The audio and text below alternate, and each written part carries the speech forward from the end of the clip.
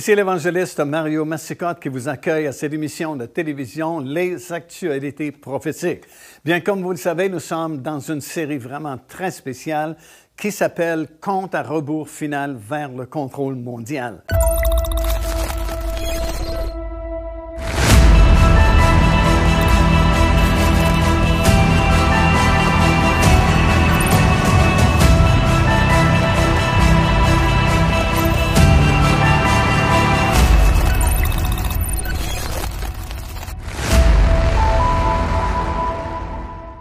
Nous sommes en train vraiment d'étudier le livre de Daniel qui nous fournit beaucoup de renseignements comment ce gouvernement qui contrôlera la planète durant les 3 dernières années et demie avant le retour du Seigneur Jésus-Christ sera formé.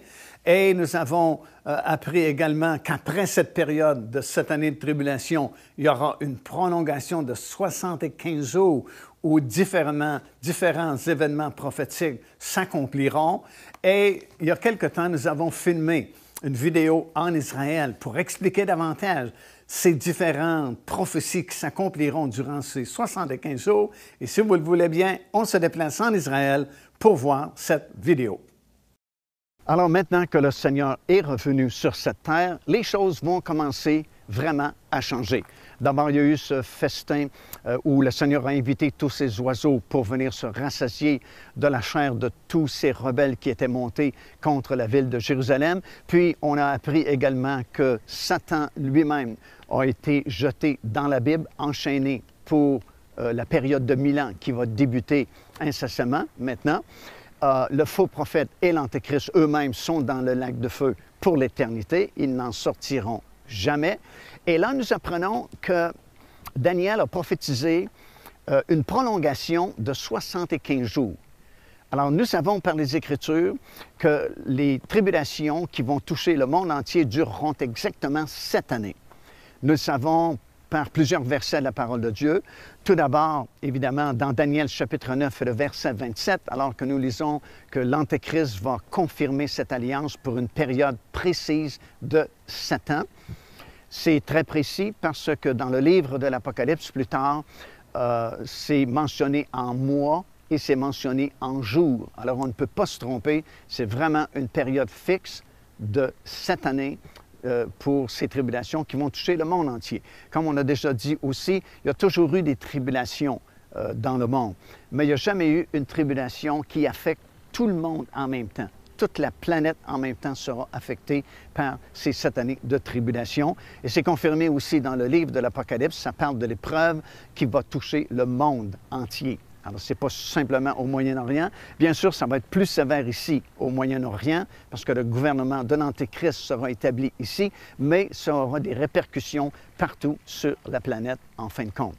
Et voilà que le Seigneur est revenu, donc les 7 années de tribulation sont terminées. Mais Daniel a prophétisé qu'il y aurait une prolongation à ces 7 années-là pour une durée de 75 jours. Et nous lisons ça dans Daniel chapitre 12, et au verset 11, ça dit « Depuis le temps où cessera le sacrifice perpétuel et où sera dressée l'abomination du dévastateur, il y aura 1290 jours. Heureux celui qui attendra et qui arrivera jusqu'à 1335 jours. » Alors, il y a 2 choses ici dans ce passage-là. Une première période mentionnée par Daniel de 30 jours. Il dit qu'il y aura 30 jours parce qu'il parle d'un total de 1290 jours. Et on sait que la moitié de ces 7 années de tribulation, 3 ans et demi, représente 1260 jours. Alors, s'il parle de 1290 jours, c'est qu'on a 30 jours de plus de prolongation. Puis, il y a une deuxième période que Daniel a mentionnée, de 45 jours cette fois-là, puisqu'il dit « Heureux et saint celui qui attendra jusqu'à 1335 jours ». Alors, si vous additionnez le 1260 jours, qui représente la deuxième partie des 7 années de tribulation, à 75 jours, vous arrivez à 1335 jours. Alors, ça veut donc dire qu'il y a une prolongation exactement de 75 jours après le retour du Seigneur sur cette terre. Maintenant, on peut se demander pourquoi est-ce qu'il y a une prolongation de 75 jours en plus des 7 années de tribulation? Bien, la raison principale pour laquelle il y a une prolongation de 75 jours avant l'établissement vraiment du royaume de Dieu sur cette terre, c'est qu'il y a beaucoup de choses à accomplir avant l'ouverture du millénium, vraiment, et la mise en action de ce gouvernement-là de Christ dans ce monde nouveau. Et la Bible, écoutez, ne nous donne pas l'ordre chronologique de tous les événements qui vont se produire durant ces 75 jours-là, mais on peut connaître plusieurs de ces événements qui vont se produire. Dans quel ordre ils vont se produire exactement, ce n'est pas mentionné dans la parole de Dieu, mais du moins, nous savons que ces événements que je vais vous mentionner doivent se produire durant cette période-là de 75 jours. Premièrement, et tout d'abord, il faut qu'il y ait un nettoyage sommaire de la planète parce que tout aura été ébranlé. Vous savez, il y a un passage dans notre Bible, dans Hébreux chapitre 12 et le verset 26, où Dieu promet, il dit encore une fois, j'ébranlerai non seulement la terre, mais le ciel. Alors, il faut qu'il y ait un nettoyage sommaire de la planète parce que tout aura été ébranlé. La plupart des édifices seront tombés parce qu'il y aura eu ce grand tremblement de terre. Et je dis sommaire parce que tout au long de ces 75 jours, et même au début du règne de 1000 ans, il va y avoir beaucoup de construction. Et on aura l'occasion d'en parler au cours de cette émission et des autres émissions. Et ça va devenir très intéressant parce que c'est tout un monde nouveau qui sera créé à ce moment-là. Alors, tout comme je viens de le dire, il y aura un nettoyage de la planète qui sera nécessaire, évidemment, après le retour du Seigneur, puisque tout sera ébranlé à ce moment-là. Il y a cette promesse dans Hébreux que nous avons lue qui sera accomplie au moment où le Seigneur Jésus-Christ va revenir sur cette terre. Vraiment, toute la terre sera ébranlée. De plus, il y aura ce grand tremblement de terre tel que nous le lisons dans la parole du Seigneur, disant que la terre n'a jamais expérimenté un aussi grand tremblement. Alors, tout ce que l'homme a bâti vraiment sera démoli et c'est pourquoi il y a vraiment un programme de reconstruction qui sera nécessaire pour établir le royaume de Dieu sur cette terre et y participer. Les villes seront reconstruites puisque nous lisons que durant le règne de 1000 ans, certains enfants de Dieu régneront sur certaines villes, un certain nombre de villes, selon leur fidélité qu'ils auront eue à servir le Seigneur durant leur pèlerinage ici-bas. Nous lisons dans l'Évangile de Luc qu'à l'un, on va confier le gouvernement de 10 villes, à un autre le gouvernement de 5 villes. Alors, il faut donc que des villes soient reconstruites durant le règne de 1000 ans. Il y a des routes qui seront construites également. Nous lisons même au sujet d'une autoroute qui partira de l'Égypte, traversera tout le pays d'Israël pour se rendre finalement jusqu'en Assyrie. Alors, c'est tout un programme de construction qui sera mis en branle à ce moment-là, un grand nettoyage de la planète, si vous voulez. Bien sûr, il y aura aussi la ville de Jérusalem qui sera reconstruite. Comme on a déjà mentionné, ce n'est pas encore la nouvelle Jérusalem qui, elle, ne descendra pas du ciel avant la fin du règne de 1000 ans. Mais il faut bien que l'ancienne Jérusalem, qui a été grandement affectée par la bataille d'Armageddon, soit reconstruite. Et selon Jérémie, chapitre 31 et le verset 38, ça dit « Voici, les jours viennent, dit l'Éternel, où la ville sera rebâtie en l'honneur de l'Éternel. » Et dans Zacharie, chapitre 14 et le verset 10, ça dit qu'elle sera agrandie et sera élevée sur un haut plateau.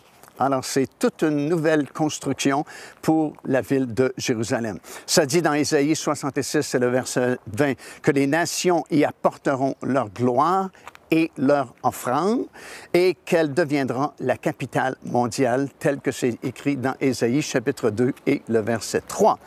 De plus, il y aura la construction surnaturelle du 4e temple. Déjà, il y a eu 2 temples ici sur l'esplanade du Temple. Il y aura un temple qui sera construit pour la période des 7 années de tribulation que nous appelons habituellement le 3e temple, mais celui-ci sera détruit par l'avènement du Seigneur Jésus-Christ. Mais il y aura un 4e temple qui sera construit et qui sera là pendant toute la durée du règne de 1000 ans. Nous apprenons par les Écritures qu'il sera même construit de façon surnaturelle par le Seigneur Jésus-Christ lui-même. Imaginez-vous, ça c'est dans le livre d'Ézéchiel et Jérémie, chapitre 6 et le verset 12. Et dans Ézéchiel, on a consacré 4 longs chapitres pour décrire ce quatrième temple qui sera immense, il sera très grand. D'ailleurs, le parvis extérieur aura environ 300 mètres de long et environ 60 mètres de large. Alors, c'est vraiment très grand. Et il sera construit, selon Ézéchiel, chapitre 40 et le verset 2, sur une très haute montagne. Et nous apprenons également que la gloire Shekinah, la gloire de Dieu, va revenir dans ce temple-là. La gloire, elle était là autrefois dans le temple. Puis, tout doucement, elle a quitté le temple. À partir du 8e chapitre du livre de l'Apocalypse, nous lisons comment le peuple d'Israël était tellement idolâtre que la gloire de l'Éternel a quitté la montagne sainte, a quitté le temple ici, a traversé par la porte dorée. Elle est montée au sommet de la montagne des Oliviers, puis elle est retournée au ciel. Mais cette même gloire va revenir dans ces derniers jours et elle va revenir dans ce quatrième et dernier temple et à nouveau la gloire de Dieu sera manifestée sur cette terre. Alors c'est un monde nouveau qui débute à partir du retour du Seigneur Jésus-Christ. Dès l'instant où ses pieds vont toucher le sommet de la montagne des Oliviers ici à Jérusalem, c'est vraiment le début d'un temps nouveau, un monde nouveau qui sera créé à ce moment-là, dans lequel vous et moi, nous pourrons vivre et régner avec lui pour l'éternité. Nous sommes en train de parler au sujet de la prolongation de 75 jours, tel que le prophète Daniel l'a prophétisé autrefois. Et nous retrouvons cette prophétie, bien sûr, dans son livre, le livre de Daniel. Une première période d'abord de 30 jours, suivie d'une autre période de 45 jours, pour un grand total de 75 jours de prolongation après les 7 années de tribulation. Alors, vous avez ces 7 années de tribulation qui vont se terminer au moment même où le Seigneur Jésus-Christ va revenir avec tous ses rachetés sur le sommet de la montagne des Oliviers, ici à Jérusalem. Et Daniel a prophétisé qu'il y aurait une prolongation de 75 jours et on a commencé à expliquer les raisons pour lesquelles une telle prolongation sera nécessaire.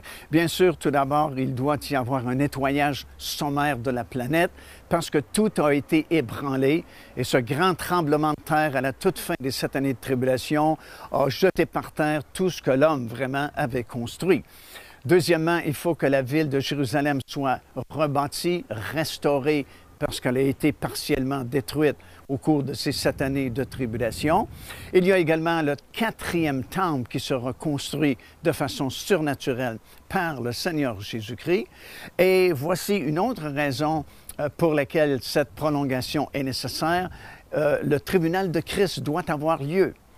Il y a une différence, bien sûr, entre le jugement du grand trône blanc et le jugement qu'on appelle le tribunal de Christ. Le jugement du grand trône blanc va se produire uniquement à la fin du règne de 1000 ans, alors que tous les autres morts, tous ceux qui n'ont pas été ressuscités dans la première résurrection, qui est la résurrection des justes, alors tous les injustes vont ressusciter en même temps à la fin du règne de 1000 ans et vont comparaître devant le grand trône blanc pour se diriger malheureusement vers l'étang ardent de feu pour l'éternité. Mais le tribunal de Christ, c'est réservé pour les croyants, non pas pour les juges, à savoir s'ils vont aller au ciel ou dans le séjour des morts, parce que nous serons déjà au ciel avec le Seigneur Jésus-Christ, mais plutôt pour nous récompenser, pour récompenser tous les enfants de Dieu selon notre fidélité que nous aurons eue à le servir durant notre pèlerinage ici-bas. Et souvent la question est demandée, à quel moment le tribunal de Christ aura-t-il lieu? Aura-t-il lieu tout de suite après l'enlèvement, pendant les 7 années de tribulation ou à la fin des 7 années de tribulation? Bien, il semble que la réponse est bien claire dans la parole du Seigneur. Le tribunal de Christ ne peut avoir lieu tant et aussi longtemps que tous les rachetés de l'Éternel ne sont pas ressuscités.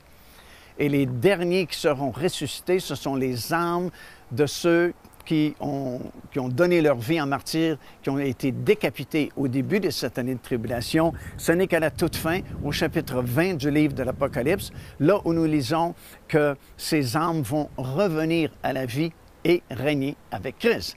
D'ailleurs, il y a certains versets comme 1 Pierre, chapitre 5, verset 4, qui dit « Lorsque le souverain pasteur paraîtra, vous obtiendrez la couronne incorruptible de la gloire. » lorsqu'il reviendra. Également dans Matthieu chapitre 16 et le verset 27, « Car le Fils de l'homme doit venir dans la gloire de son Père avec ses anges, et alors, remarquez, et alors, il rendra à chacun selon ses œuvres. » Alors, il semble évident que le tribunal de Christ, pour plusieurs raisons, aura lieu ici, sur la terre, après le retour de notre Seigneur Jésus-Christ, durant cette période de prolongation de 75 jours. Le jugement des nations également doit avoir lieu durant cette période et il aura lieu ici même. Vous avez la vallée du Cédron qui est juste derrière moi et c'est dans cette vallée qu'aura lieu le jugement des nations. On retrouve ça dans Matthieu chapitre 25 des versets 31 jusqu'au verset 46 et ces nations-là, ce sont toutes les nations qui auront survécu aux 7 années de tribulation. Alors, ils seront rassemblés par les anges, comme nous le lisons dans l'Évangile de Matthieu, des 4 coins du monde. Ils seront rassemblés ici, dans la vallée du Cédron, qui sera appelée la vallée de Josaphat, plutôt. Et toutes ces nations qui auront survécu aux 7 années de tribulation seront jugées. Ceux qui seront jugés indignes descendront rejoindre tous les autres morts qui sont dans le séjour des morts, et ceux qui seront jugés dignes de participer au règne de 1000 ans, pourront entrer à titre de nation dans le règne de 1000 ans avec les rachetés de l'Éternel. Parce qu'évidemment, quand le Seigneur Jésus-Christ va poser son pied sur le sommet de la montagne des Oliviers, qui est juste devant moi, le prophète Zacharie dit qu'une grande vallée sera formée. Alors évidemment, la vallée que vous voyez derrière moi, la vallée du Cédron, elle va s'élargir énormément, ça va devenir une très grande vallée.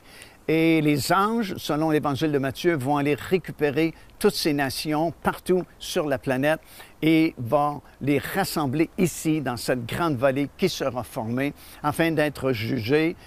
Certains seront jugés dignes de participer au règne de 1000 ans dans leur corps physique à titre de nation et c'est eux qui vont repeupler la terre durant cette longue période de 1000 ans. Les autres vont aller rejoindre les morts qui sont dans le séjour des morts en attendant leur retour à la vie pour comparaître devant le jugement du grand trône blanc et après cela être jeté dans les temps de feu pour l'éternité. Voici un autre événement majeur qui doit se produire durant cette période de 75 jours, le couronnement du Seigneur Jésus-Christ à titre de roi. Et nous avons la cérémonie de ce couronnement-là mentionnée dans les Écritures, dans le livre de Daniel, dans le 7e chapitre, verset 13 et verset 14. Je ne sais pas si vous réalisez, mais c'est le seul roi qui n'a pas été oint comme roi ici en Israël. Tous les autres rois ont été couronnés avec de grandes cérémonies de couronnement, mais le roi des rois, le Seigneur des seigneurs, lorsqu'il est venu et s'est présenté comme roi à Israël, comme nous le savons, il a été rejeté et n'a jamais été couronné roi. Mais un jour, il doit être couronné parce que la parole de Dieu l'affirme dans ce passage-là de Daniel. Dieu l'affirme aussi dans le livre des Psaumes, dans le 2e chapitre et au verset 6. Dieu dit, « C'est moi qui ai oint mon roi sur Sion, ma montagne sainte. » Et on a parlé dans certaines émissions précédentes de cette découverte que les archéologues ont fait dans la région de Qumran. Alors qu'ils fouillaient la région, ils ont trouvé un flacon dans lequel il y avait cette huile et on a analysé cette huile pour découvrir qu'elle contenait exactement les mêmes ingrédients pour la composition de l'huile sainte dont on se servait pour le couronnement des rois ici en Israël. Et ce flacon est jalousement gardé et qui sait, peut-être qu'on se servira de cette huile-là pour l'onction du Seigneur Jésus-Christ. Alors, ils seront oints ici, exactement sur la montagne de Sion. Et comme on a parlé, la véritable montagne de Sion, elle est ici, dans cette vallée, à la source du Gihon. Juste de l'autre côté de la source, c'est la colline de Sion, la montagne de Sion, sur laquelle David avait placé la tente, vous savez, lorsqu'il l'avait récupérée de Kiriath-Yearim pour la ramener au tabernacle. Plutôt que de la ramener à Silo, il l'a placée ici, à Sion, sur la montagne de Sion. Et il a placé tout simplement une tente au-dessus de cette arche et a demandé à la population de venir louer et adorer le Seigneur. C'est là où Salomon a été oint roi. Il a été couronné ici, à la source du Gihon. Et c'était compliqué à l'époque parce qu'un autre fils de David, Adonijah, avait réuni Joab, le chef de l'armée à l'époque, et Abiathar, qui était le sacrificateur, et plusieurs autres personnes. Et ils se sont rendus à un endroit qui n'est pas tellement loin de la source du Gihon, qui s'appelle la source ou le puits de En-Régel. Et il a voulu usurper la royauté, prendre la place de Salomon, qui était l'héritier légal de David. Et puis, mais le sacrificateur Tsadok, qui a toujours été fidèle à David, n'a pas accompagné ces gens-là pour venir couronner Adonijah, et ni le prophète Nathan, il ne s'est pas joint à ce groupe-là. Mais c'est ici que ça s'est passé, dans cette vallée, il y a plusieurs années, alors que cet autre fils de David a voulu usurper la royauté et prendre le contrôle du pays. Alors, nous sommes en train de parler au sujet du couronnement du Seigneur Jésus-Christ qui doit se produire justement au cours de cette période de prolongation de 75 jours après le retour du Seigneur Jésus-Christ sur cette terre. Et c'est dans 1er Roi, le premier chapitre, où nous lisons cette histoire de cet autre fils de David, Adonijah, qui a voulu usurper la royauté de son père parce que celui-ci était avancé en âge, il était malade, et puis Adonijah a profité de la situation pour réunir le sacrificateur, le prophète et plusieurs personnes afin de voler ni plus ni moins la royauté à Salomon. Et quand Nathan, le prophète, a su ça, il a demandé à Bathsheba d'aller voir David, son mari, pour lui demander exactement qui devait être son successeur. Et David a confirmé que c'était bel et bien Salomon qui était son successeur.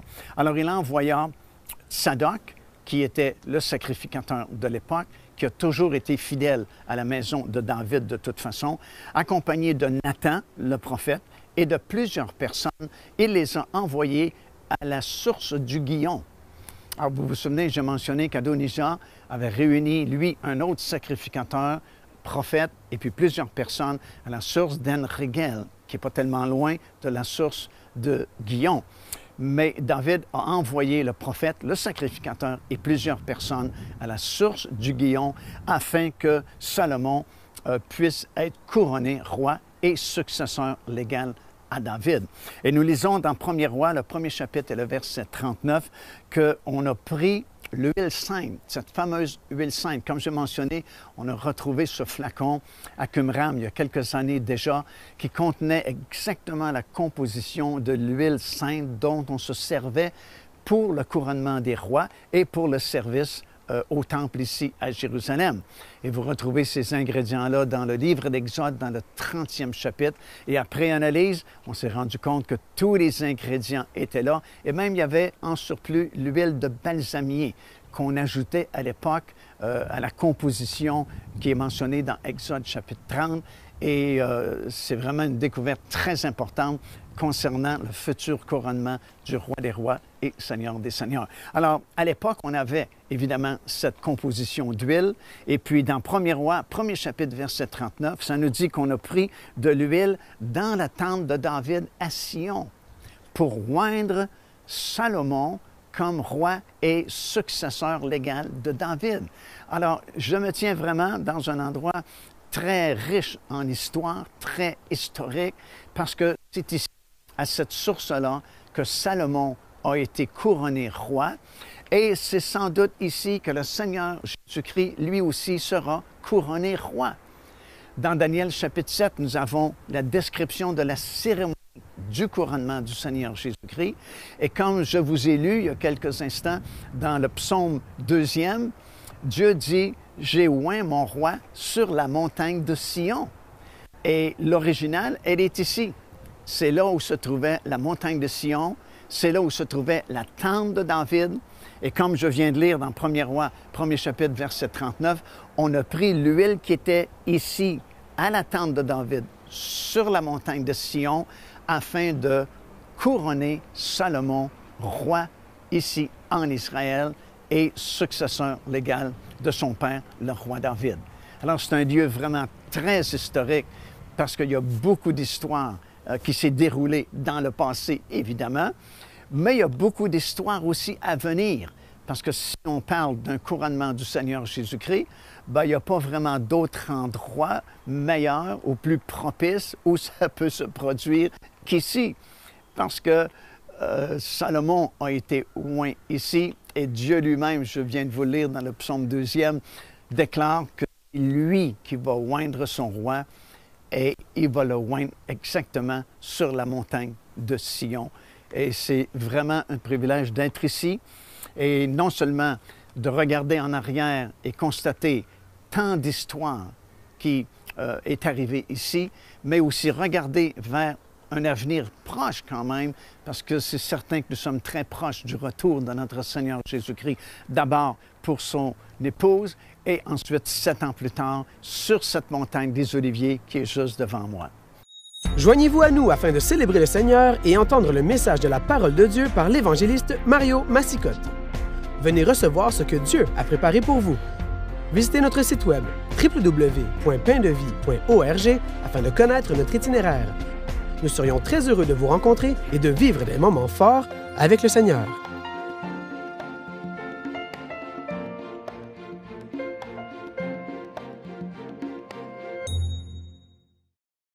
Ici l'évangéliste Mario Massicotte qui vous invite à vous inscrire à notre lettre de nouvelles électronique.